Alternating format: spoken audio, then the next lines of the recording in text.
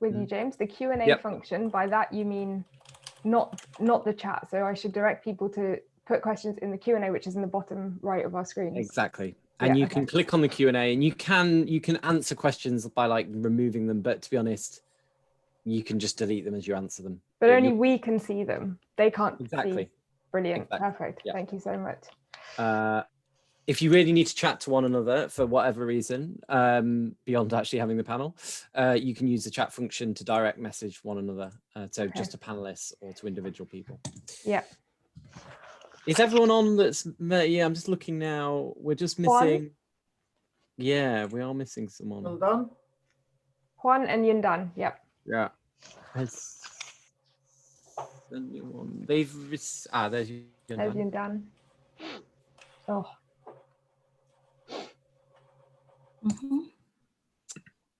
Great. No. Oh, anyone sharing slides? Changing my background view. Is anyone sharing slides? I can't hear you. Yundan, you've got a star explosion at the back. Yeah, that's what I'm just trying to figure out how to change the stupid view. At least not a cat. Always. Remove the cat thing. The cat filter, yeah. That was embarrassing. It's also not good. I need to change another good. Strange. Okay, maybe shall I send I'll send a reminder to an email reminder to who else? Juan. Yeah. And maybe you want to make a start, and he can join while you're live. And just to check, people just automatically get added. Is that right? Is this it's a webinar function, right? So that's they just it. Brilliant. Yeah. Okay. So people, you don't have to do any of the administration. I'll be in the background if there's any technical problems. Cool. So I'll disappear now and I'll go live. Thank you, James. Thanks, James. Is better? Great.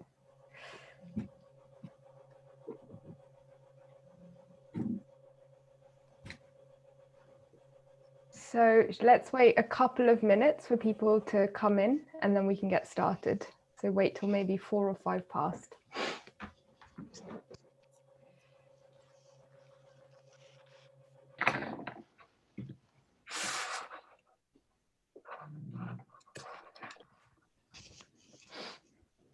Yep, our numbers are clocking up. Perhaps let's wait 1 more minute and then get started in the interest of conserving time, because we have a lot to get through.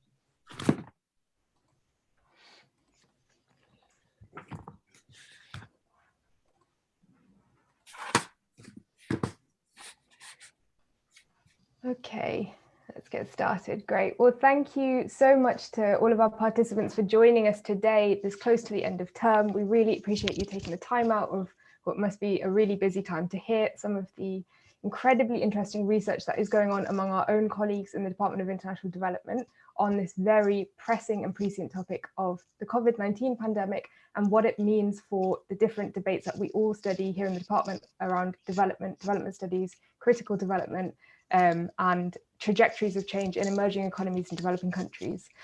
So I'm not going to speak for too long. I just wanted to remind us all that the kind of 2 questions that we're answering here today, as a reminder to our panelists as well, are as follows. So what has COVID-19 revealed and what will it result in? So quite open questions that allow you, I think, to speak to a lot of your research, but perhaps to also bring out some of the kind of different interpretations and build on one another's work in thinking about what we sort of coherently see going forward. So just to remind you all, I'll be timing you. If you could speak for no longer than 7 minutes. At 7 minutes, I'm going to knock on my desk, and if it goes a lot past 7 minutes, I might just knock incessantly, which I do to student presentations as well. And yeah, to remind the participants to please use the Q&A function. So if you look at your Zoom screen, it's the kind of right-hand most function on the middle set of icons. So do use that to post questions, and we will come to questions once everyone has had a chance to speak at least once, and then we'll kind of go around and see if we can collect them. So without further ado, I'm going to hand to my first speaker, which is Professor Jelke Boesten, who is talking about rethinking home today. Okay, well, hello everyone. Thank you, Nithya. And thank you everyone for joining here today. So I wanted to rethink or think about home and the meaning of home, because staying at home is suddenly a profoundly public act. It is a public good to protect society from spreading disease. So the policy response to the pandemic to stay home is a feminist playground public and private spheres, a collective examination of the relationship between and value of productive and reproductive labor. Staying at home has magnified the gendered inequalities in reproductive labor. Women do more housework, take more of the load of caring. Women are overrepresented in paid care work, nursing, social work. And their productive labor is often more precarious and lower paid than men's work. Single parents, in majority women, are once again confronted with the sheer impossibility of doing everything alone. It shows the impossibility of home as being one household that must contain productive and reproductive labor.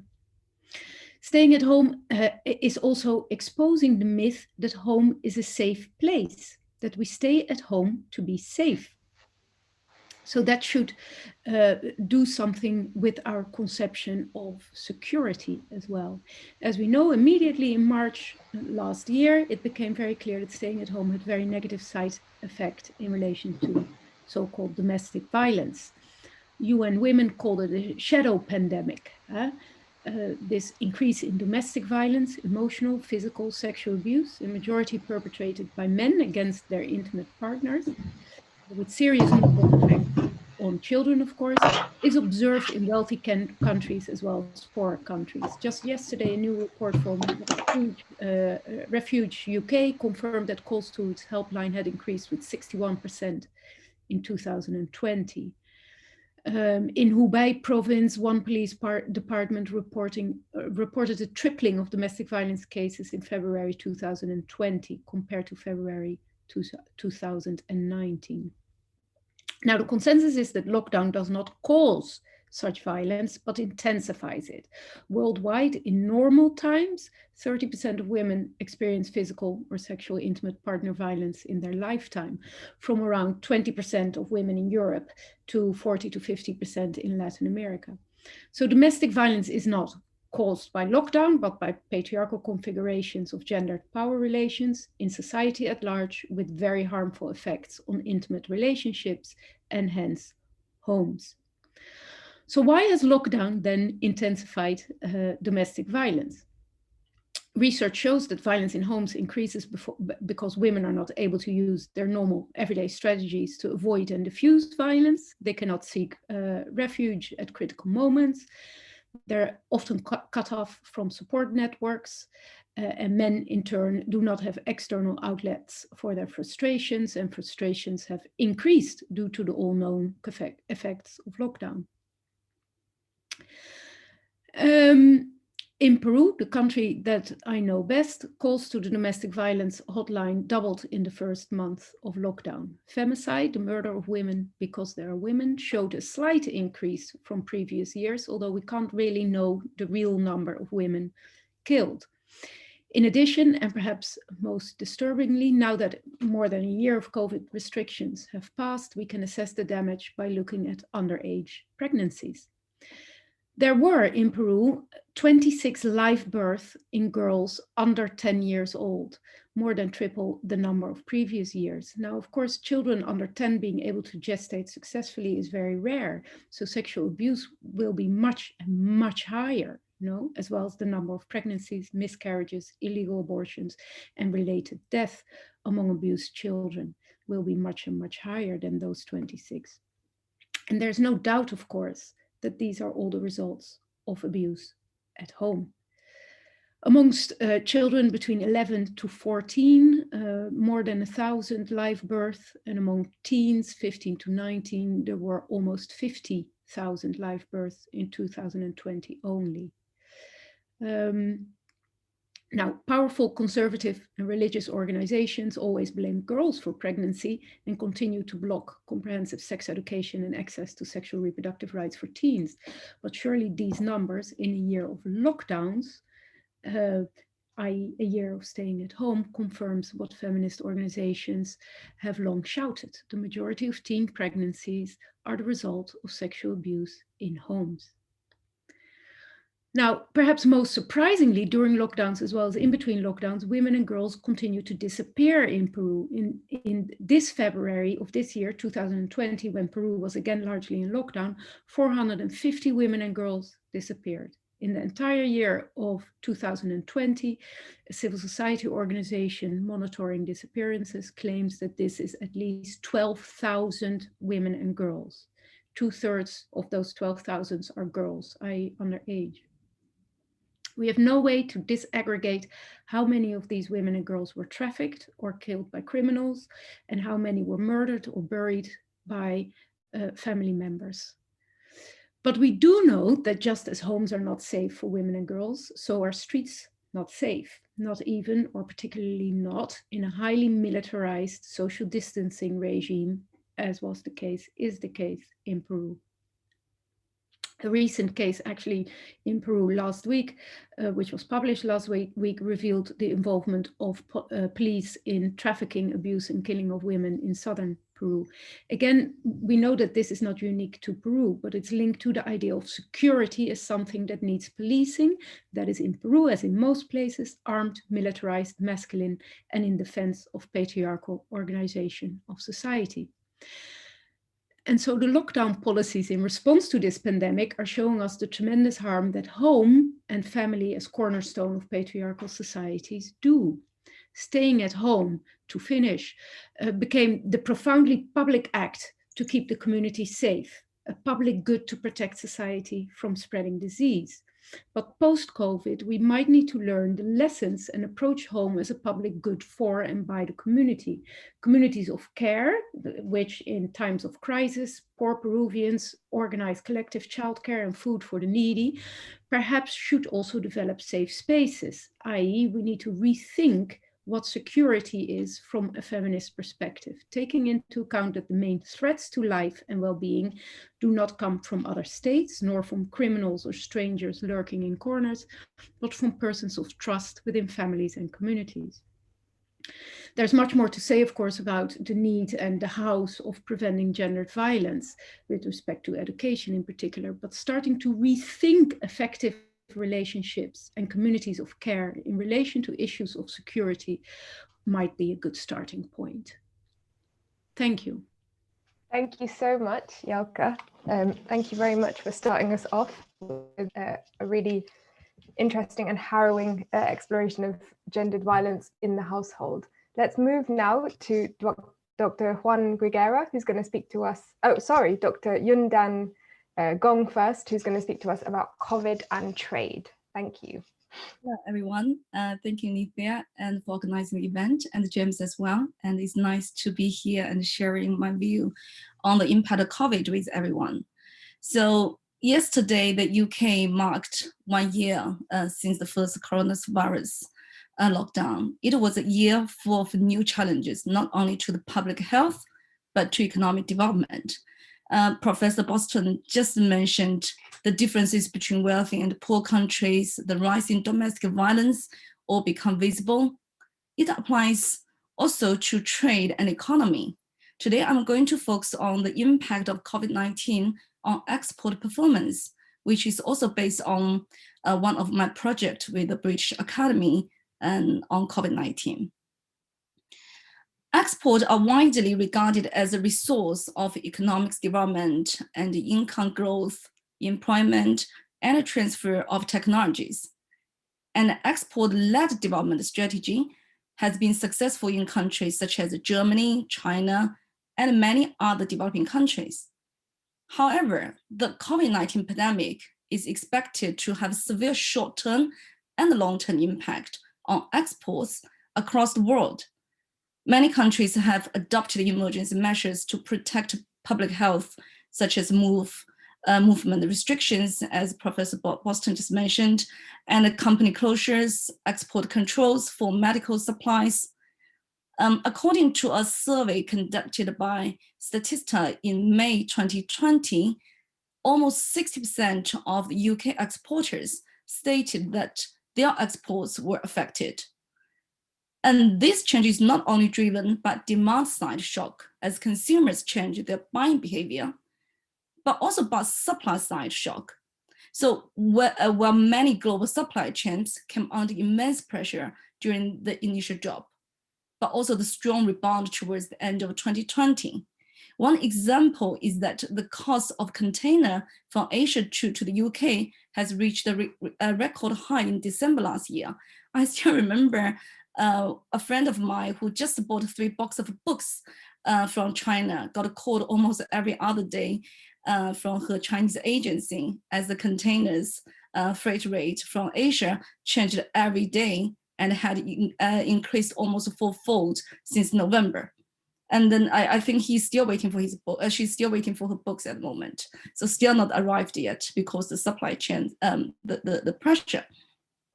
So while many supply chains in the end held up surprisingly well, businesses nevertheless are working hard on making their supply chains more local and resilient, which will reduce global trade and exports in the medium term. Now, what I'm going to do is I'm going to show you some figures. Just now, given that we're 1 year into the epidemic, so we can take a look at the first stock of the impact. Let me just see how I can share my. Am I allowed to share my screen? And Nithya? Yeah, absolutely. It's the green kind of arrow in the page screen sharing. Sorry. If you go to the bottom of the Zoom screen, there's a green box that says share screen. So if you just hit that. Sorry, I should have checked that with you earlier. There's a host disabled participant screen sharing. That would have to be James because I'm not host. Should I just send it in the chat section and yeah, perhaps. Yeah, that would be a good idea. Yeah, thanks, Yundan. To chat. Or could I just send to you maybe quicker? I don't know how to. I can't upload. I can't upload the documents as well. We can send it around afterwards, perhaps, if you just take us through. Because there's some slides here. Sorry, I should have done that earlier. Do you mind me just quickly send to you? Do you have the right to? No, I can't share screen either. That's the issue. None of us can. So I think none of us can. James would have to allow us, and he's the host. Yeah. So perhaps just move through. Okay. The point is, these all the figures here. Okay, let me try then. Sorry. So basically, the first figure I would like to show everyone is let me see the figure. So is the impact on the different market and sectors. So basically, if we see the figures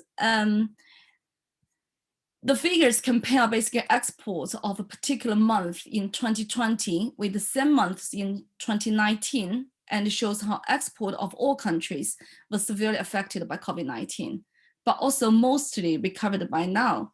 So if you can see the figure, you will see the Chinese exports actually recovered fastest, while exports are still below pre-COVID levels in most other countries. So China actually was the only one who actually much higher than the previous, the COVID, the level.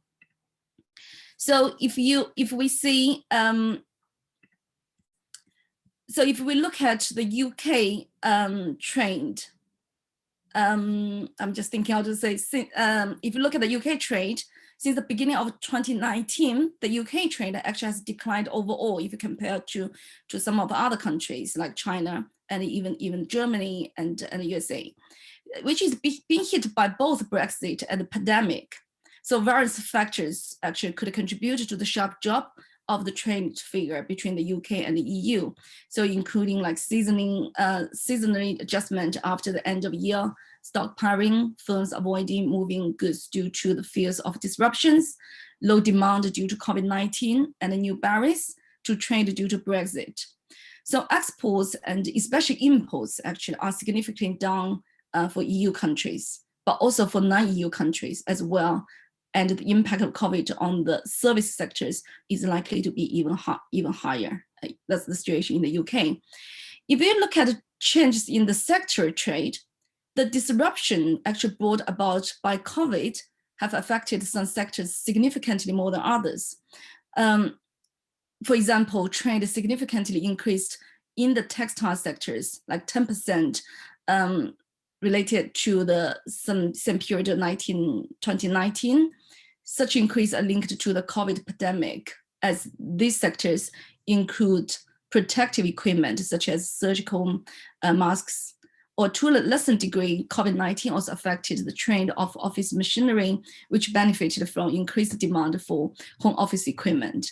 At least I bought an office chair since the COVID-19, and certainly we increased like 3 office chairs in the house for kids as well. So you can see some products has much higher demand due to the impact of COVID-19. However, the value of global trade in the energy sector has been the one declining the most, with a drop of more than 35% in value, if you can see the figures. So steep declining were also observed in automotive, machinery, and mining sectors. That's worldwide. So basically, this data or these figures, so far the data we have at hand, don't provide sufficient evidence to understand why world trade recovered so quickly from the main lows. So trade could go either way due to the arguments of globalization or versus deglobalizations, right? Here are some drivers behind the slowdown and the potential boost of the world trade. So like multilateral trade liberalization is at the impasse, and the regional trade liberalization has stalled or is inverse, especially like Brexit and USMCA, or the trade war between the US and China. So under these political circumstances, COVID has further impacted trade flows. So lower face-to-face interactions impact, in particular, new business relationships. Migration flows are likely to be impacted by the experience of travel restrictions. We all know that students couldn't come to our campus, and certainly have impact on the learning experience here. And the political climate between countries, in particular China and the US, continuing to deteriorate during the pandemic, and the companies are reevaluating the stability of their value chains and whether it is better to geographically cluster their value chains. However, technologies are continue to enable global interactions and trade. So new technological development, especially Internet of Things, industrial robots, and blockchain are driving economic scale and increase in traded goods. So, and video conferences such as Zoom, Teams really makes global collaboration and therefore trade much easier without travel. So for my BA ground research, I'm looking at 2 related research questions. The first one— Yundan, sorry, just to say that you're about 1.5 minutes over. So just one paragraph now. Perfect. Just one last part about my research. So basically, I'm looking for my BA grant, I'm looking to investigate 2 research questions. The first one, what is the causal impact that COVID-19 has on export performance? And the second question I would like to see is, do government export stimulus policies lead to bad export performance? So to study these questions, I will use 4-level data from 3 leading exporting countries with the different policy responses to the pandemic, like China, Germany, and the UK. And we'll also interview a selection of 10 companies from each country. I will report my final result to you all next year, hopefully. Thank you very much. Great, thank you so much. Really interesting to jump scales there massively from the home to global trade flows.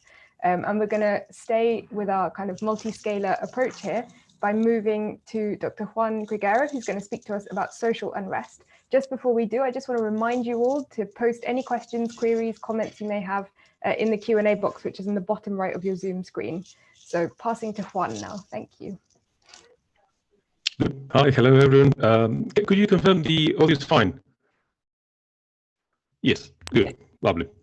So thanks, everyone. I will jump straight to the issue of social unrest. Basically, I've been doing research since last year on this issue, basically on the relation of COVID and social unrest. And I would say there is like an interesting assumption which led most of the which led to rise in interest in the question of social unrest from some actors who are not usually usually following the question of social conflict.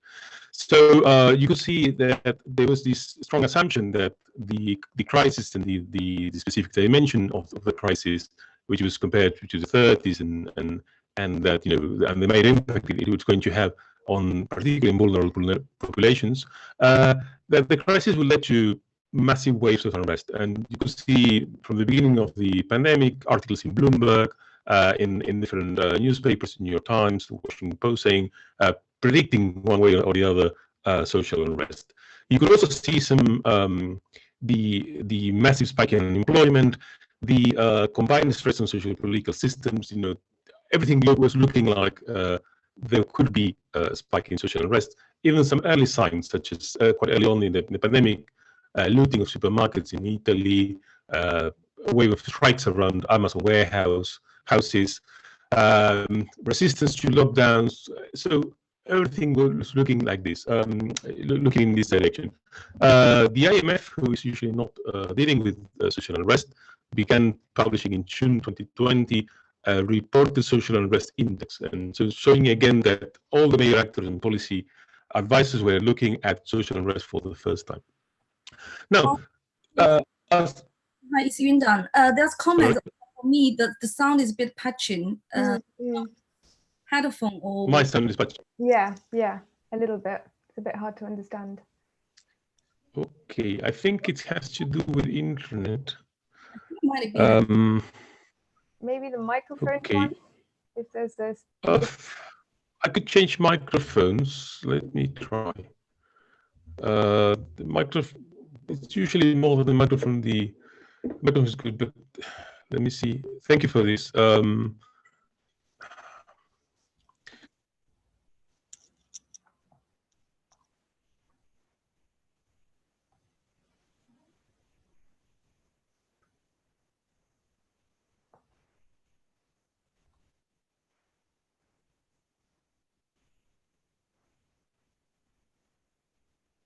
How about this? Is this microphone any better? No, not really.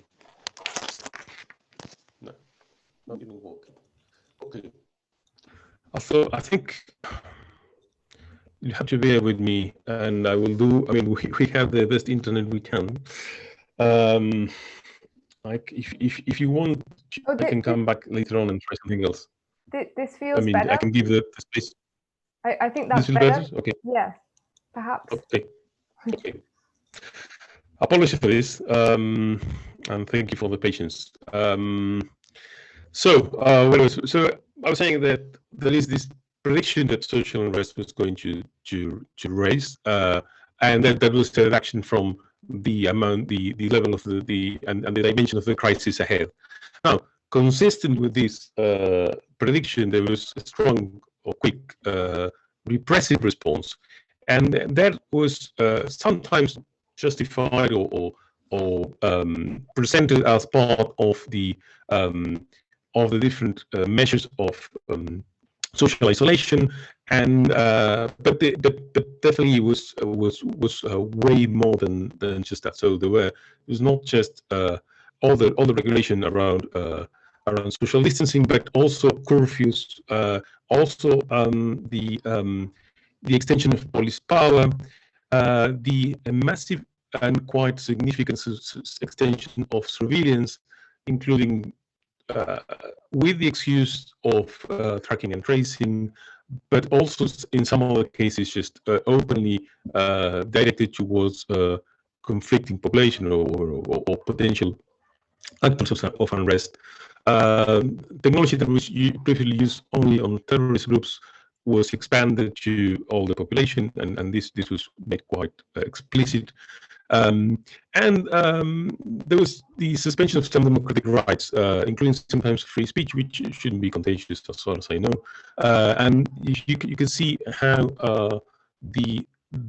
alongside all the extra measures around all around all the COVID regulation, there came also further policing power.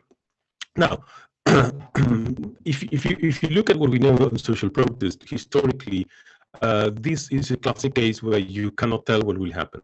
I mean, because what you have is two contrasting tendencies. So one is a shift in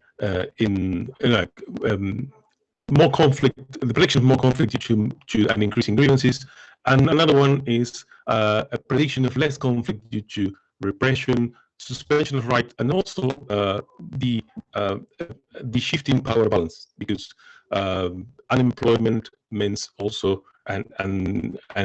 so in terms of structural power, let's say of some of the classic actors of social protest, unemployment or the suspension of different rights, including the right to strike sometimes, means of the right to protest on the streets, means less structural power, and so the outcome could not be easily predicted. So the only way to deal with this is empirical. The only way to predict what we're going to have is empirical, and this is what I began doing with the complexities this usually has. Let me say two things about this. So it's complex because the main source of this is the use of newspapers. They do have selection and reporting bias. They do have description bias, and so you have to deal with those biases. There are like quite well-established procedures to do this, and I won't get into details for now. A second complexity is what do you measure with the statistics? So you measure strikes or you measure protests, but then what's the meaning of that? Because let me say that if your concern is security, then you're only concerned about open protest or open conflict. While if you're worried a bit more about the shifts in balance of power or what's the profound social change that's going on, then your quantitative measures sometimes might not reflect well this shift in power. Let me put an example. So you could see, for instance, that production of vaccines so workers in the production of vaccines will probably don't need to strike in order to be quite powerful at the moment of having any bargaining power. That could be a prediction.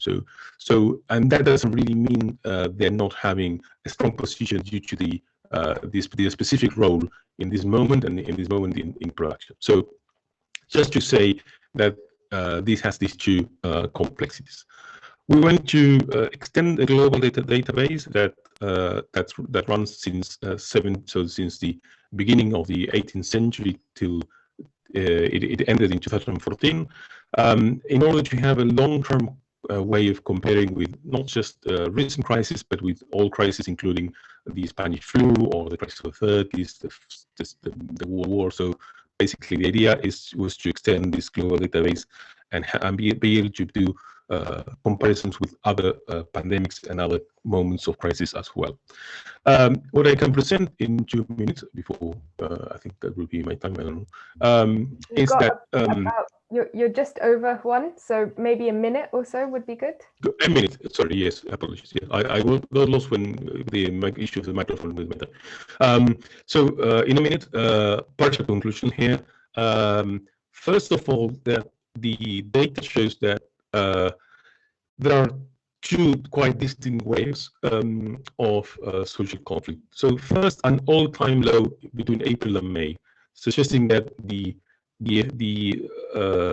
different measures of around COVID and the suspension of the rights to protest were effective worldwide. This is a global trend. Were effective worldwide in suspending open social conflict. And then from June to September, a way that's definitely higher than the previous 10 years. So you have to go back to 2008 to find, like to the crisis of 2008, 2010, you find similar levels of protest. Again, the comparison is complex because of how newspapers change over time in the reporting of conflict, but still, this is quite a substantial and outcome. At least you can say from April to May one thing, and from June to September another one. There is of course regional variation and country variation. I won't go into that. But the second outcome, which I think is interesting to note, is that in the composition of conflict, two things. One is a rise in the amount of labor-related conflict, which grew a lot more than other social movements. Most social movements still there. Green protest, women's movement, of course. Some completely disappear from protests, such as students, for instance. But definitely, the most important growth is in workers and labor-related conflict. And when you look at that labor-related conflict, and a final note, which is the type of grievances are quite telling of what's going on. Unemployment, health and safety, PPE, unpaid wages, and layoffs. This is like these are the top 10 of the top 5 of the requests and grievances around these conflicts. So just to summarize, what we can say is there's no easy way to telling what was going to happen. When we look at the social protest, we see two distinct waves within the pandemic, and we see that the type of grievances look a lot at what's going on around the loss of rights in the labor movement and unemployment. So just to summarize there, and thank you for your time and your patience with the technological issues around internet. Thank you. Thank you so much, Juan, and sorry about the noise from the end of Zoom. So we're going to move now from global social unrest to a case study of Vietnam and its response to the COVID pandemic with Dr. Robyn Klinger-Vidra. Hello, everyone, and thank you very much, Nithya, for organizing us today, and thanks to colleagues for sharing your experiences here. I have to say it's a bit unique to get to hear what so many colleagues are working on in such different levels of focus and parts of the world. So fantastic to be part of this. So as Nithya said, my talk focuses on Vietnam's experience with COVID and looking at what we in the UK and elsewhere can learn.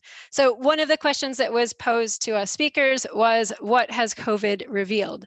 So my answer to this is that the capacity to control the spread of the virus does not depend on the GDP of the country, particularly the GDP per capita of the country. So it's not derived from the level of development, but rather about preparedness, about institutions, and collaboration. So a few statistics to frame the focus on Vietnam. So Vietnam is a country of 97 million people, has a significant land border with China. The first cases of COVID-19 in Vietnam were detected on January 23rd of 2020. So big country, exposed physically to the source initially of the virus, and early detection of cases in the country. But today, March 24th, 2021, the total number of cases reported in Vietnam are 2,246 total cases, and the number of deaths stands at 35. Quite some time into the virus, Vietnam had reported no deaths. That lasted until June 2020. So the thrust of the framing is that Vietnam, an emerging economy that was close to the initial epicenter, is a success case. It effectively thwarted the spread of COVID-19. So what I want to talk about is how and why that's happened. And just to say that there were some tremendous early wins. So 3 COVID-19 test kits were developed in Vietnam and approved for use by May of 2020, each of them costing less than $25 US to produce, and producing test results within 90 minutes.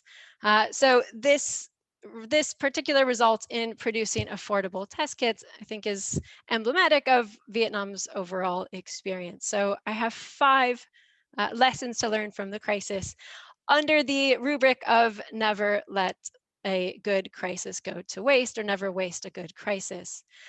So drawing on my research on what we call the Voices from Vietnam, where collaborators in Vietnam and I have switched our research that we were doing on inclusive innovation, where we were doing field work all over the country, to now doing Zoom-based and Skype and Teams and you name it, interviews. And so here are the 5 lessons that we have distilled that can help to explain why Vietnam has been the success story that it has for the last year. So 1, the importance of the shared purpose across the population. From really early days, it was evident across society how serious this situation is, and that a significant coordinated response was needed. And this is demonstrated by the decisive early action from scientists who started innovating on test kits, for instance, in late December 2019, when they first heard inklings of this new disease. And this carries through to a number of grassroots innovators who acted quickly in this view of we have to come together and we have to act now and we have to do everything that we can. So the first one is the shared purpose and this sense of wanting to contribute and everyone playing their part. Second, that grassroots innovators and small businesses have a significant role to play, particularly in driving innovation. And they're not always the sung heroes of innovation, in fact. So you may have seen in the news, for example, the entrepreneur who adapted his product in order to create a rice ATM that distributed tons, literally tons of rice for free during the lockdown, so that those who are most vulnerable in society were able to have sustenance. Also the Pink Bakery movement, where the founder of ABC Bakery said, I see that there's all of this dragon fruit that is going to waste. What can I do? And he found, and we just interviewed him a few weeks ago, he found he developed a recipe in order to incorporate dragon fruit, which was otherwise going to go to waste as trade collapsed overnight. And this dragon fruit was sitting in containers going to waste. And he found a way to incorporate it into his bakery products, including into a banh mi sandwich. And so created a new market for products that were otherwise going to go to waste. And so gave a real lifeline to a huge number of farmers. So grassroots innovators and entrepreneurs throughout the crisis, and particularly during the lockdown in Vietnam, had a really central role to play and very much offered a lifeline in social and economic terms to a vast number of fellow citizens. Third, that multi-stakeholder collaboration is key. So I mentioned that there was this sense that everyone needs to come together, and there's numerous examples of state, university, business, small entrepreneurs and startups, and grassroots innovators and NGOs all coming together to collaborate and to play their part. So I'm happy to give examples in the discussion section of this. We've interviewed so many inspiring people, like the founder of the charity One Egg a Day, which, like the name says, has found a way very early in the crisis to ensure, again, sustenance is given throughout society, particularly to those who need it most, by giving 1 egg a day, but working with a huge number of institutions and collaborations across the country in order to do so. Fourth point is that innovation is about being context relevant, not innovation in a way that we may often think of in sort of lab coats and startups. And by this, I mean that when my collaborators and I interviewed the founders, the creators of the affordable test kits, for instance, there was a very clear feeling that the way to innovate in a way that is going to contribute to Vietnam's ability to respond for each of these teams was to take the existing methods, so from the CDC and the World Health Organization, and to unpack how can we make it more affordable for use in a general sense across the 97 million person population here in Vietnam. And so just to give you a snippet into what they did in order to make this happen is they said, well, actually, what we've realized is that the CDC and the WHO approach tests as a two-step. So first they test for the whole coronavirus family, and then the second step tests for COVID-19 specifically. And they said that adds time and it adds expense. And so they innovated with the purpose of developing something that could be quick and very affordable. So my collaborators and I were struck again and again about this desire to innovate in a way that is context relevant and aware of how it's going to be used, rather than perhaps more detached and wanting to do something that is, at the frontier for the sake of being at the frontier only. So a very grounded, sort of pragmatic view of innovation, which I think is something that, again, the scientific community can certainly learn from across the world. And then fifth and finally, that the state is a key enabler of innovation. And I mean this not in the sense that the state invests in research and development and has a top-down role only. So in the Vietnamese context, the state, through a variety of means, as regulator, so that innovations could get to market quickly. So for instance, quickly but thoroughly approving new applications for cloth and different types of face masks to come to market quickly, for enabling multiple teams to develop the test kits, for helping to finance the use of robots in hospitals, and a number of other very hands-on applied forms of innovation, where the state said, we're going to look at what's happening across society, what's bubbling up, and we're going to think in a quite flexible and reactive way, not only that it starts from the state and goes down. So the state as a key enabler of innovation. So those are my 5 points, and I will stop there and say thank you very much again, Nithya and colleagues, and I look forward to further discussion in the Q&A.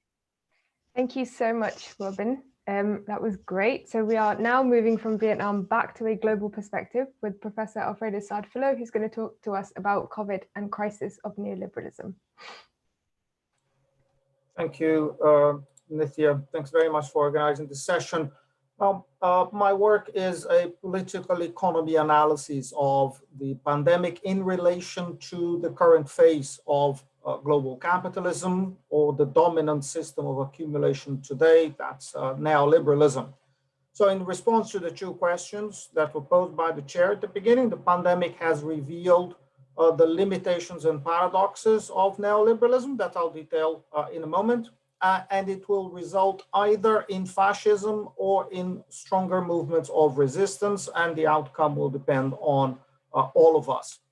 So I want to make the case that the pandemic belongs within a context in neoliberalism, and to cut a very long story short, this is why more neoliberal countries and countries with more authoritarian neoliberal leaders tended to do worse, not without exceptions, but there's a regularity there.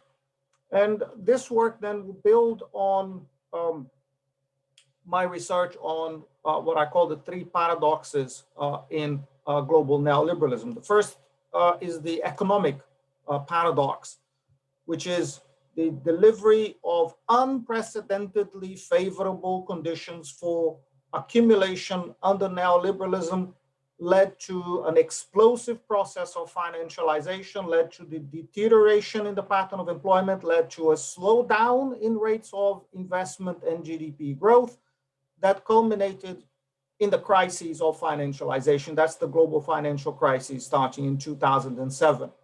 And this crisis was followed by fiscal austerity in the UK, in the US, in the EU, that could then only be enforced by a politics of authoritarianism and a politics of manipulation of resentment, nationalism, and racism.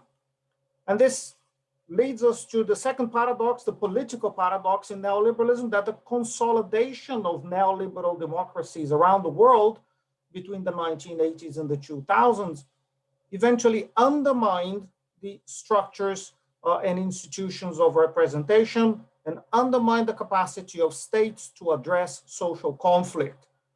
And in circumstances of economic stagnation and permanent fiscal austerity, this led to a crisis of democracy.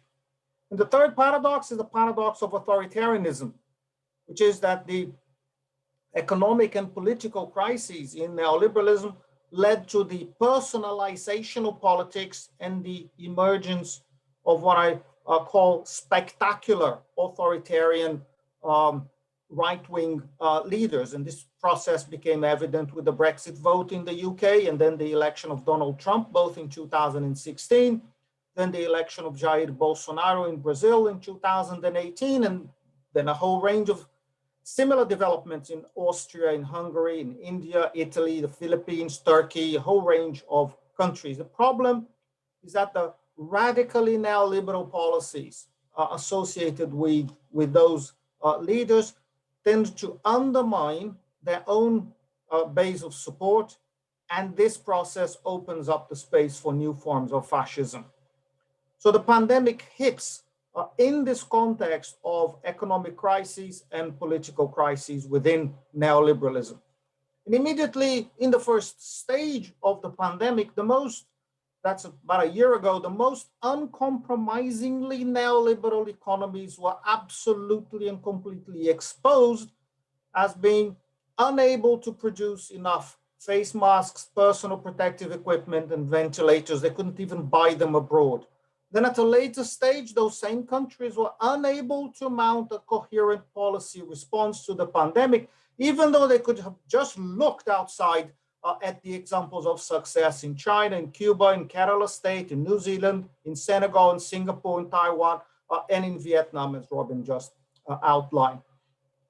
What instead those authoritarian and or neoliberal governments in Brazil, in Ecuador, in India, in Italy, Sweden, in the UK, in the US, and so on, what they tended to do was to attach themselves to what became known as policies of herd immunity, regardless of the cost in terms of human lives, policies that ended up perpetuating the pandemic and that effectively for the world as a whole made it impossible to eliminate the virus forever. It's impossible to root it out.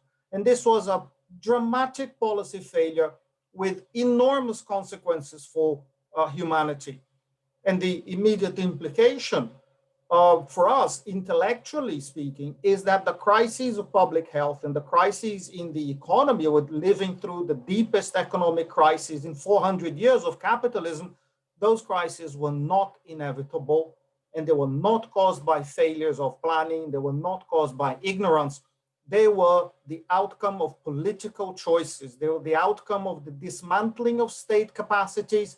They were the outcome of incredible failures of implementation. They were the outcome of a shocking misunderstanding and underestimation of the nature of the problem. And there must be some kind of reckoning, at least in the West. And my conclusion then is that neoliberalism today, it sustains itself primarily by coercion and by violence, not just overt repression, although we've seen plenty of that in recent times, but also by fiscal austerity, backed up by punishing measures against the poor, the underprivileged, the neglected, the hard to reach, the hard to serve, the hard to provide for, and the escalation of hidden forms of repression against any manner of dissent, for example, through electronic monitoring. So in those circumstances, what we have is a stagnation of neoliberalism, is a degeneration of democracy, and they have to be confronted. They have to be confronted by broad alliances. It is possible to build alternatives to neoliberalism as a dominant system of accumulation, but only through the integration of economic and political demands into a positive program for the expansion and the deepening of political democracy and economic democracy. So in this sense, to me, the pandemic is an indictment of neoliberalism, but it is also, if we want to look at it from a slightly bigger perspective, the pandemic is a general rehearsal for a much bigger problem, which is the challenge of climate change. Now, what we saw during the pandemic is that authoritarian neoliberal regimes pushed through a necropolitics that was like a death cult with the argument of keeping the economy open at whatever cost in terms of the loss of life. That was a tremendous social harm, and it victimized women, as Jelke pointed out. It victimized the poor, minorities, the unprotected disproportionately. And this is unforgivable in my view. And this approach and these outcomes was symptomatic of the perversities of authoritarian neoliberalism. The pandemic also shows that the impasses in the economy, in politics, in health, they cannot be addressed through a renewal of neoliberalism or through a new commitment to the free market or through more greed, whatever our prime minister may have said in the last 24 hours, or through a reversal to fiscal austerity. Even the attempt to do any of this will undermine what remains of democracy. So in this sense, hopefully the pandemic can open spaces for more progressive forms of political activity with mobilization around concerns with equality, concerns with collectivity, concerns with economic democracy, concerns with political democracy. And this is, I think, what we should be focusing on now. Thanks very much. Thank you so much, Alfredo. And so moving now finally to Professor Andy Sumner and to focus on some of the communities and populations that have been left behind. We're looking now to precarity and the pandemic. And a final plug to you all to keep posting those questions as and when you think of them. Thank you. Thank you. First of all, thank you for organising this, Nithya. It's really nice to see so many members of the department together around a single subject, and it's really nice to sort of present it all together. I think it's a really great thing you've done here. And I'm going to focus on global poverty and make, I think, in terms of following the questions of the seminar, I think there's two things that the pandemic has revealed, and two things that the pandemic will result in. Overall, this feels to me like a new era for development. It also feels like a long crisis. It doesn't feel like something that's going to be over very soon, and I'll explain why I think that. In terms of what the pandemic's revealed, I think the two things to me, I mean, first of all, the kind of the sort of official record on global poverty reduction, I think is very fragile. I mean, basically our own research at King's with Eduardo Ortiz-Juarez and Chris Hoy too, suggests there may be up to 500 million people who live just above any of the poverty lines used to estimate global poverty. And what that means is very small shocks of 5 or 10 or 20% can suddenly make very dramatic increases in poverty. Now, there's all sorts of questions about the methodology of those poverty lines, but even if you accept them, I think that means there's a huge number of people who are living just above official poverty lines, and that raises the question mark about whether poverty reduction has actually been as concrete as is often suggested, particularly by the World Bank. I think secondly, the pandemic has revealed that actually many governments do have the capacity to spend money, more money, and have the capacity to do that quickly on social policy. And so for me, that begs the question why many governments don't do that in normal times. I mean, you know, we're not talking about a huge amount of money relative to the macroeconomic costs. So I think that some of the social policy questions I'm quite curious about. And then in terms of where I think things are going, I think the pandemic will result in effectively permanently higher levels of poverty, but a much more polarized society. And I think it's going to be polarized. I mean, obviously this reflects the existing social structure, but around not only people who are vaccinated and people who are not vaccinated, but also the type of vaccines people get. There's obviously an enormous difference between the efficacy, say, of Sinovac, which Indonesians are currently being given, that's around 50 or 60% efficacy, and the 80 or 90% that seems to be associated with Pfizer and others. And I think there's a number of reasons why that is, and I'll talk a little bit about those. I mean, first of all, I think we have to be upfront. It looks like most of the world is unlikely to ever get a vaccine. You know, the rich countries have captured global production for the next 5 years. Poor countries are really left behind, apart from a handful of emerging economies. Most emerging economies and most very poor countries really are going to, I think they're going to end up relying on Russia and China as part of either trade or aid deals to access vaccines at reasonable cost. The non-commercial pricing of vaccines may well end this summer. AstraZeneca were reported in the FT that they were planning to end non-commercial pricing of their vaccine around July. And so that raises the question mark of things being much more expensive over time. The World Trade Organization has failed to suspend patents, and I think actually what countries will end up doing is copying vaccines merely because the alternative is not to do anything at all. I mean, actually, the UN COVAX scheme will only probably cover 20% of the population of developing countries. I mean, all of this sort of points towards most of the world will probably never get a vaccine. And so what kind of world does that look like? At the moment, the debate about vaccine passports and vaccine cards is about international travel. As far as I can see, the only possible way to manage a pandemic where most of the population are unvaccinated is some kind of domestic card system where you end up with a separated society, almost a kind of COVID apartheid between those who are vaccinated, those who are not, and perhaps those who are in between, those who've had vaccinations that are a much lower efficacy. There's also an issue of mutations. Even if you have the vaccine, there's still the issue about, who will you mix with? So one could easily imagine many countries where large parts of the population are effectively controlling their mobility, their work, because they're unvaccinated.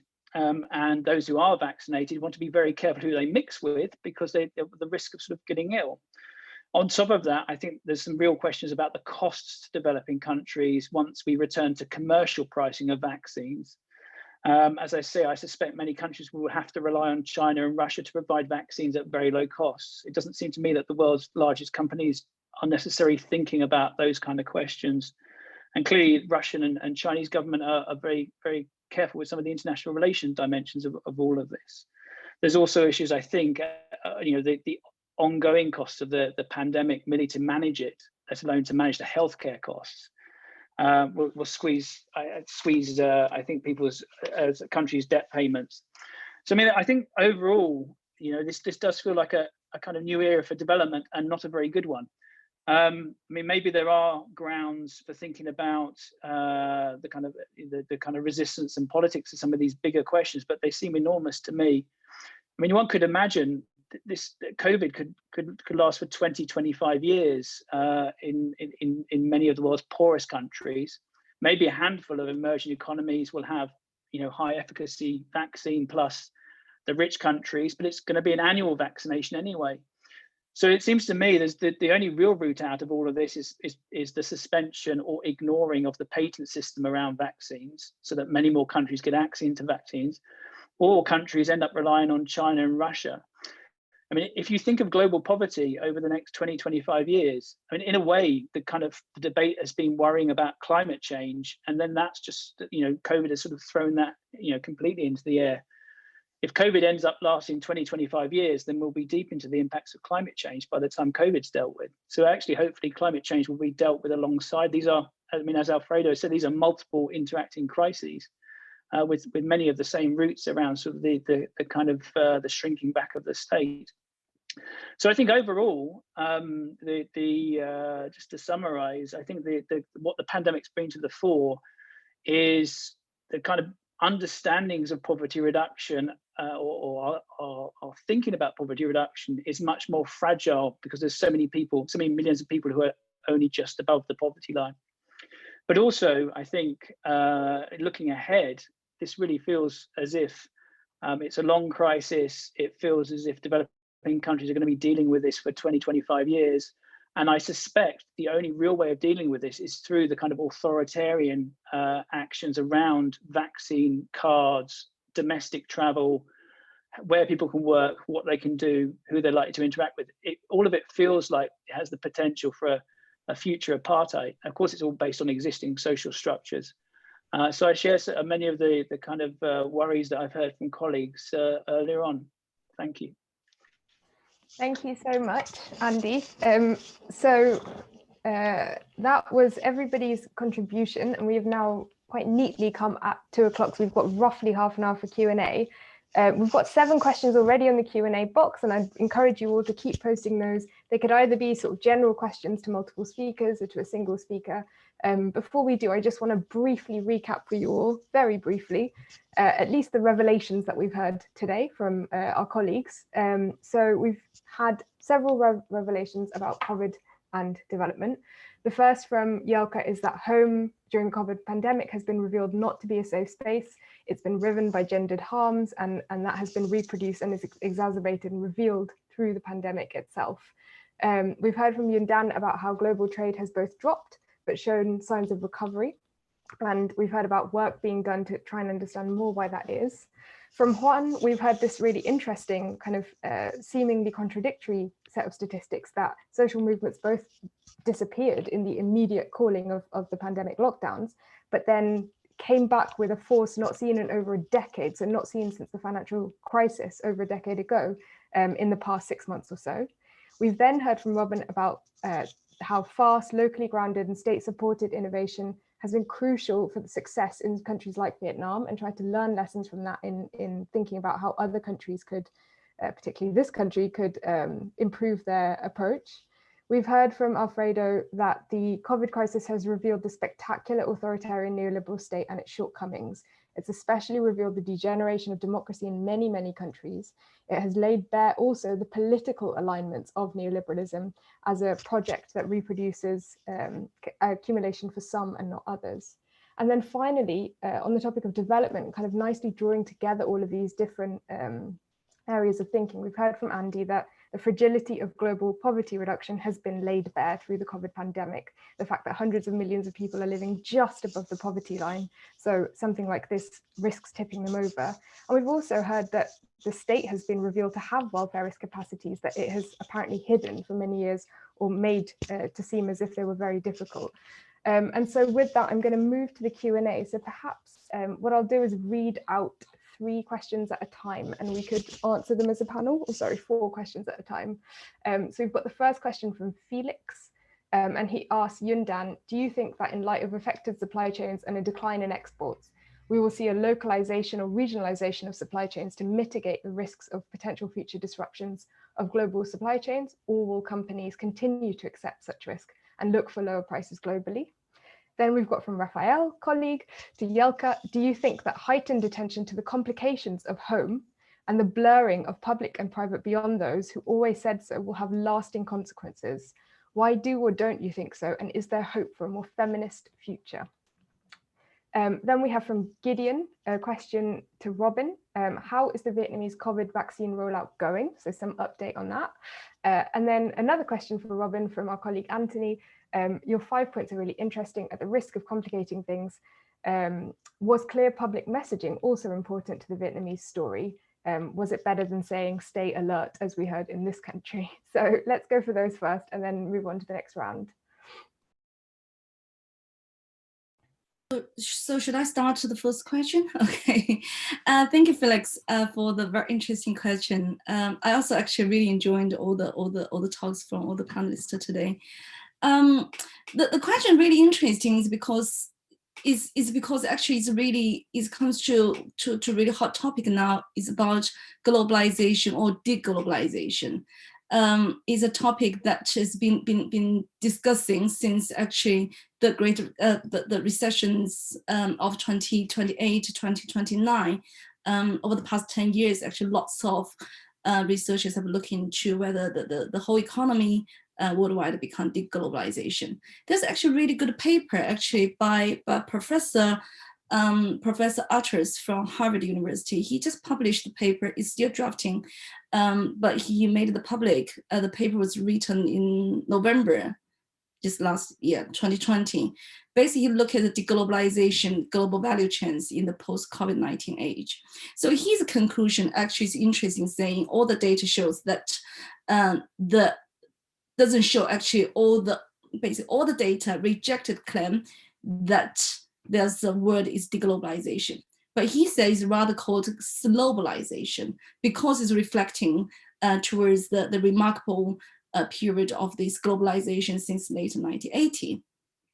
Somehow I do agree with it. And I also do understand the concern or the question Felix asking, whether the current global pandemic and the situation would actually make the firms prefer or to isolation or regionalization. There's two views for that. One's from economics point of view, one's from a political point of view.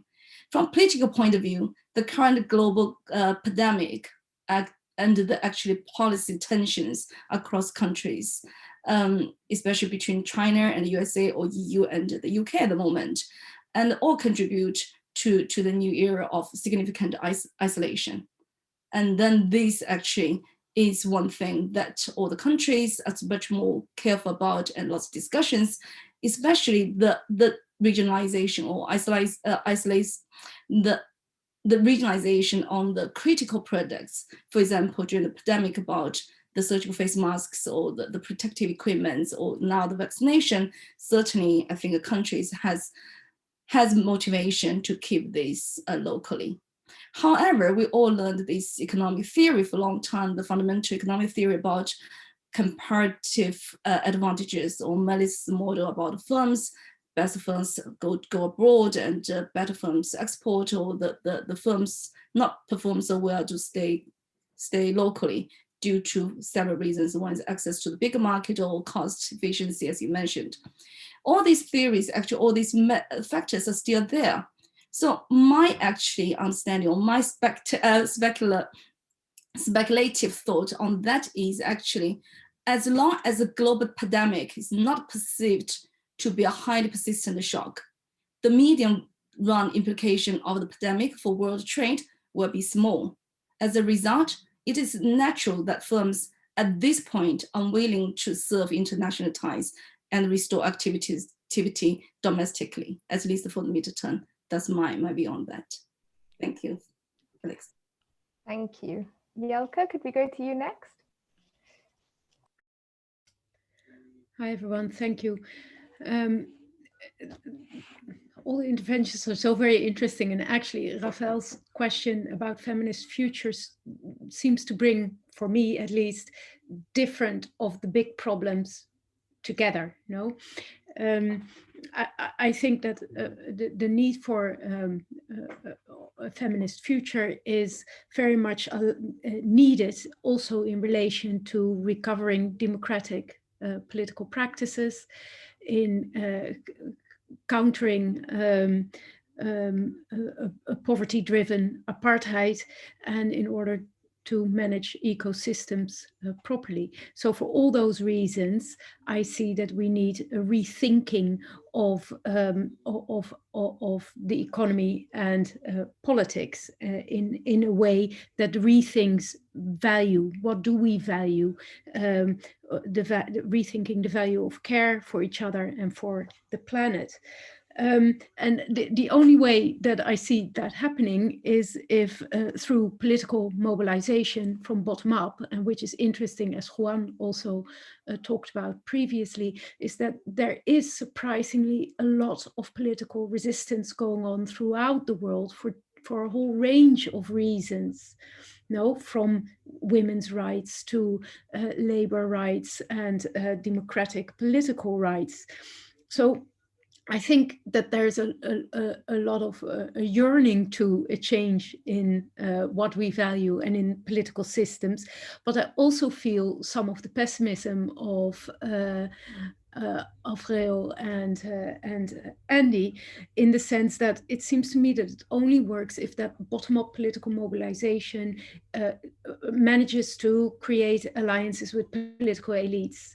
And that is something that I don't see very well, that political elites and political parties on the left seem to continue to be very weak, while bottom-up protests seems to be much stronger. So I'm curious to see what happens the coming years, really, in terms of how bottom-up mobilizing sort of manages perhaps to reformulate itself into political into access to political voice within the formal political space. I guess that is the main question.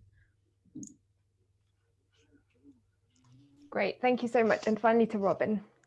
Okay, great. So the first question was about the vaccine rollout. So Vietnam has started to administer the vaccination program about 2 weeks ago. On March 8th, vaccination began using AstraZeneca. The government has also, the Ministry of Health has also approved the Sputnik vaccine and has had recommendation to approve Moderna. And the state has also made announcements that the Vietnam developed vaccine nanocovax is meant to come out at the end of this year or in 2022. And there's also interest in approving and purchasing supply of a number of other vaccines, including the Chinese vaccines, although that's been reasonably politicized. So there are advances on vaccination, but it's pretty early days. I think the latest numbers in terms of people who have been vaccinated in the last 2 weeks is between 35,000, 50,000.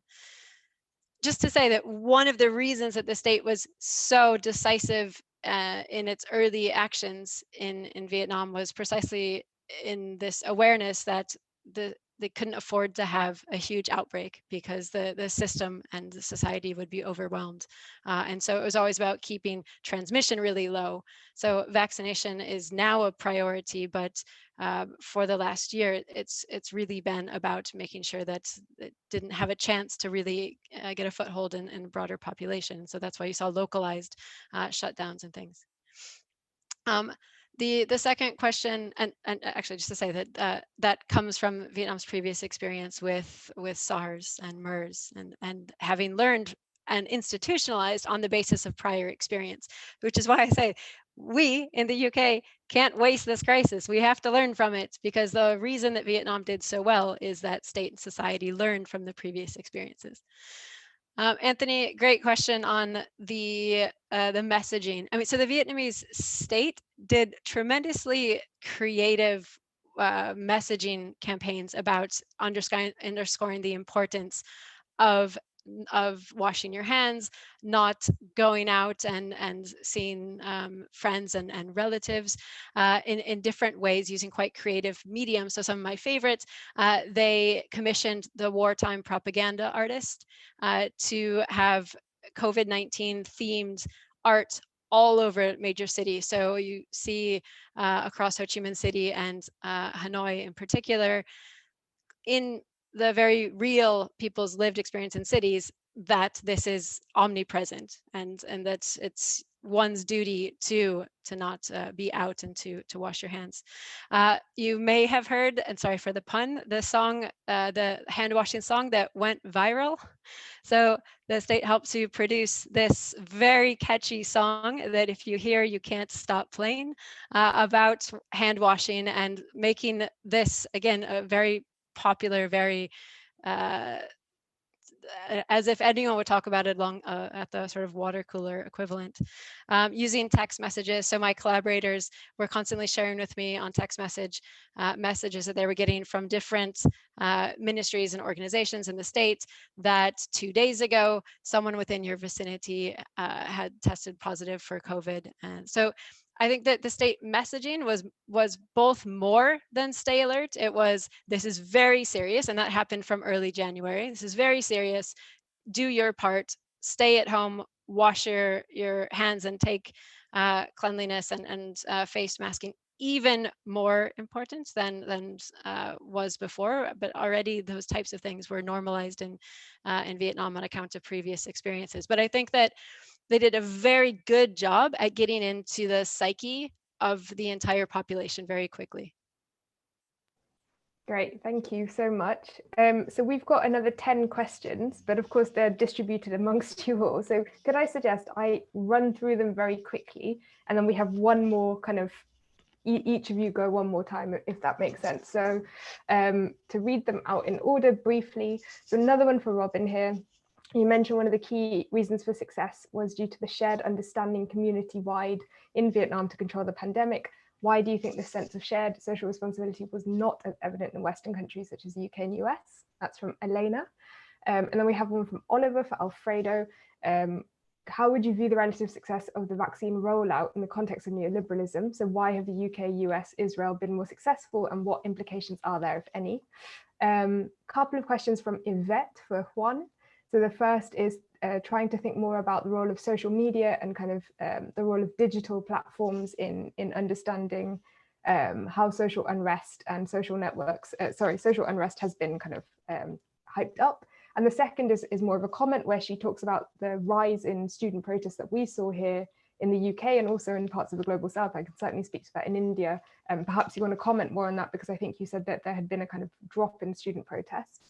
Then a question from Stephen. I guess this would be for Andy and maybe Alfredo. So do you think there exists a trade-off between health outcomes, i.e. number of deaths, and economic outcomes like GDP and trade performance? A question from B, this is for Alfredo. How could countries have dealt with a pandemic effectively without threatening democracy? So trying to draw out that tension between state action and democracy. One from Dominic, perhaps again for Andy and Alfredo, anyone who'd like to speak to it. Do you think that, or how has COVID-19 misinformation affected the issues that we've discussed here today? Another question for Robyn from Sarah. Where are the potential implications of the research performed in Vietnam for other countries, in particular the UK? A question for Andy from Victoria. So given the risk of new mutations that can spread globally, wouldn't it be in developed countries' interest as well to not have patents for the vaccines and have them readily and cheaply available to all countries? And then a question from Fraser. The received opinion seems to be that the COVID virus spilled over directly or indirectly from an animal reservoir in Wuhan. Given this, to what extent is neoliberalism a crisis of urbanization, wherein the neoliberal city is increasingly the purview of a few and capitalism's surplus humanity is organizing an ever-shrinking and more precarious spatial enclave? So that's perhaps for Alfredo and perhaps Juan as well, and Jelke. And then finally, for Andy, do you think vaccines from China and Russia could completely reshape Western political influences among developing countries? And perhaps could you talk about India as well, Andy, because I've been reading a lot about the Indian vaccine. Cheekily plug that. So that is all the questions we have now. So could I go in the same order, or perhaps let's go in the order of people on my screen, if that's all right, just to change it up a bit. So could we have Professor Alfredo Saad-Filho first? Thank you. Thank you. There's a lot there, and I have to be quick. About the development of vaccines and the vaccination program, one part of the answer is that countries that were successful confronting the pandemic from the beginning, they did not have a problem, and they still don't have a problem. So China, for example, to develop their own vaccines, they had to go abroad to do the testing because there is no infection in their population. So the problem was much less urgent. It was much more urgent in the advanced Western economies, where vaccines became seen as the last hope. And the governments had to invest everything on the vaccines because they didn't have any other option to try and contain the pandemic. In the case of the US and the UK, these countries also have very large pharmaceutical industries that stand to profit enormously, politically and financially, from the success of their vaccines, which is what explains the commitment of the British government to AstraZeneca. They're absolutely desperate to push AstraZeneca around the world. In the case of Israel, it's different. They did a deal with Pfizer, and that's why they had preferential access to the vaccines. And Netanyahu depended on the vaccination program to try and win the election. So he went all for it. In the case of the UK is also significant in the sense that the vaccination program is the only thing that the government did that worked. And it only worked because it was done through the NHS, not through the private sector. Everything they did through the private sector, from procurement to track and trace to everything else, that failed. Only through the NHS did they achieve any success. In terms of trade, the trade-off, is that trade-off between health outcomes and economic outcomes? No, those variables move together. The countries that controlled the pandemic right at the beginning, that were more successful, they saw a shallower downturn. The countries that were most committed to herd immunity saw more deaths and a deeper downturn. It's an absolute disaster from every perspective. Is there an issue to do with democracy? No, nothing to do with democracy. New Zealand, Taiwan, South Korea, and then Kerala state and Vietnam as well were very successful. Nothing to do with political regime, not even touching on countries that went hard on the authoritarian route like China, and it worked perfectly fine. In contrast, democracies, Italy and across the EU and Sweden and the UK and the USA, absolute disaster. So it's not a matter of political regime, it is a matter of health policy. Now, there are many different routes, and you can look at the cases of success, many different routes for success. different combinations of technology and social control and health system, capillarity of the health system, etc. So it's not a political issue in that sense of regimes or the defense of our freedoms, therefore we can't curtail, etc. It's an absolute nonsense to justify a background decision to go for herd immunity. And information, and I'll finish on this. Neoliberalism has fed a madness in the field of information and science, public science, that the cult of the individual, where the cult of the individual led to the individualization of the truth. And this is a perverse outcome. Because I can choose between 50 brands of cornflakes in the supermarket, and I can choose my electricity provider, and I can choose my hospital, I can also choose my truth. And if I want to choose to believe that the earth is flat, that's my right. And if I don't want to believe in the virus, that's my right too. And you cannot impose your social controls on me.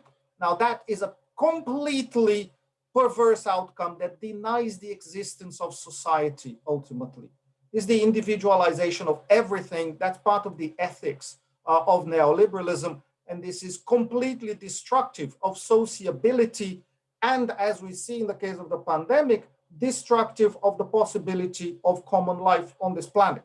That these tend to be also the same people who believe that there is no problem with global warming. So this kind of approach to the connection between humans and our environment, and the connection between our brains, our understanding of reality and reality itself, this is perverse. And it cannot be defended, it cannot be sustained, and it is incompatible with sociability. I'll stop, thank you.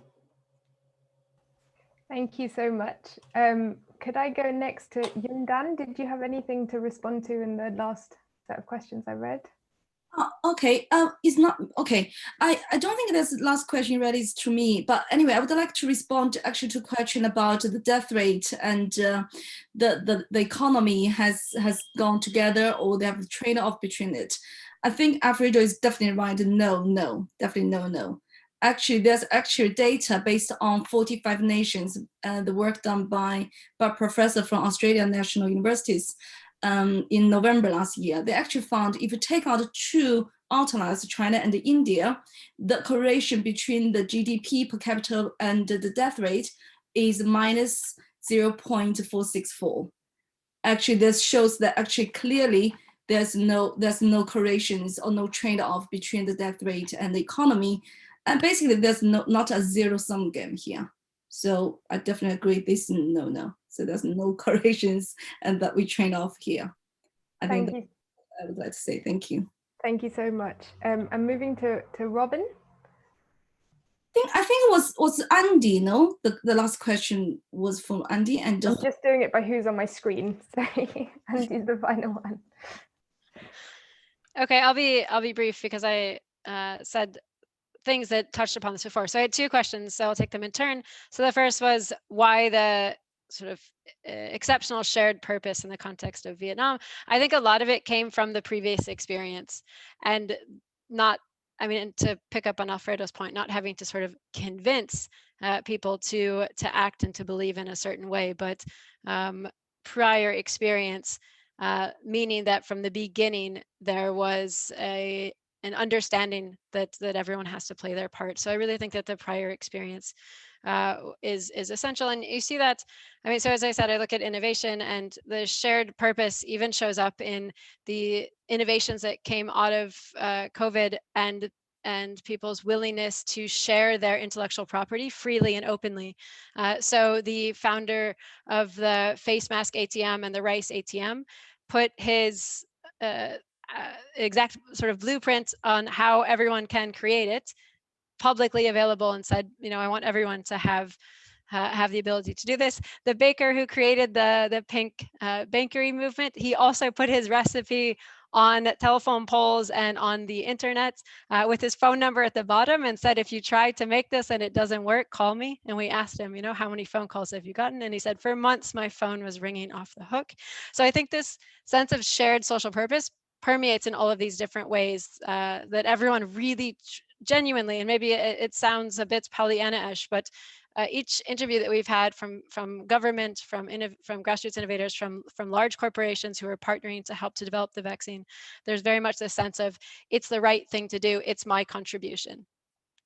The second question about the implications from the Vietnamese case, the implications is that we can't just have this crisis passed and not have deep reckonings of what do we need to learn, what's gone right, what's gone badly, and how do we create institutions and mechanisms that help us to respond more effectively next time.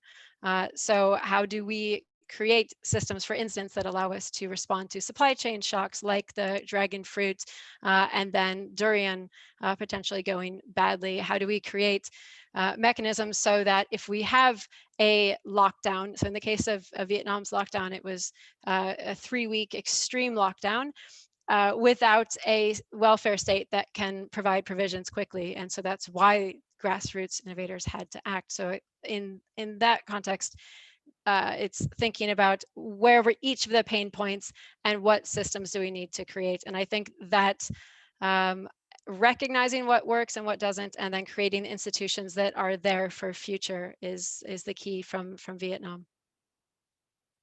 Great, thank you so much. Jelke. Just very briefly, thank you.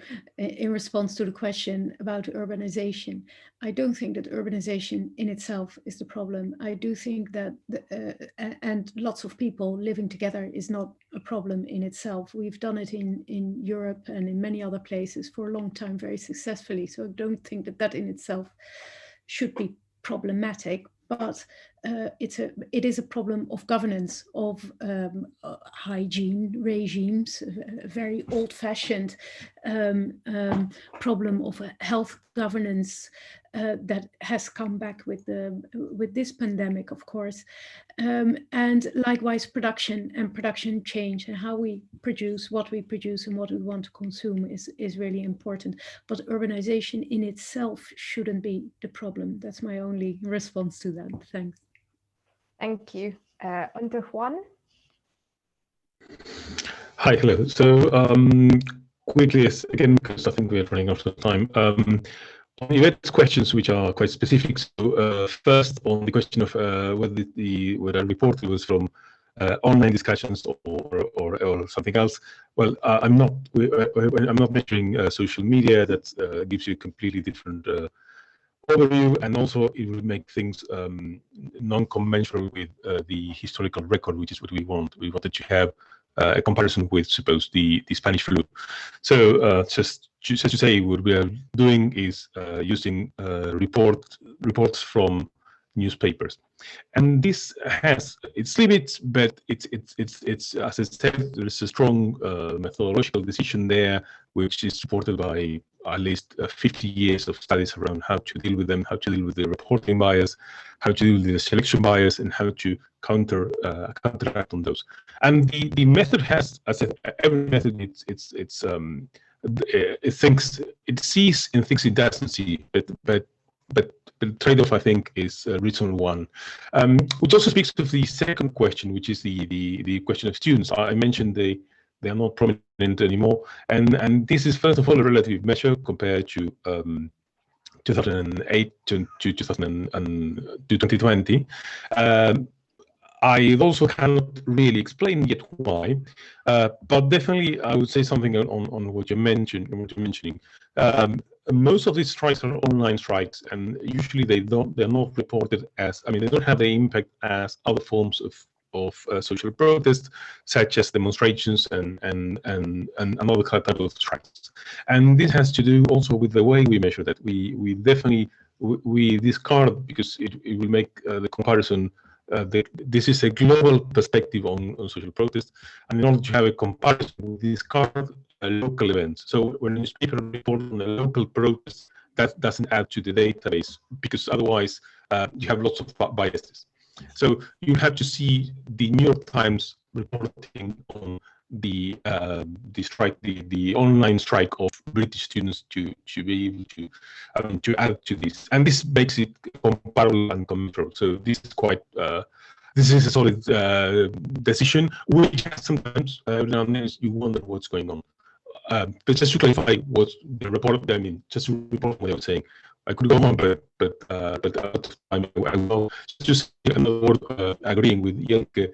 I think it's not just, you know, I mean, pandemics you had, or it's not just, you know, neoliberalism that led to pandemics. You could, if you look at the history of pandemics, even, you know, they all have a relation with the specifics of the social system, but you have pandemics on through history of humanity. And you definitely cannot go back to,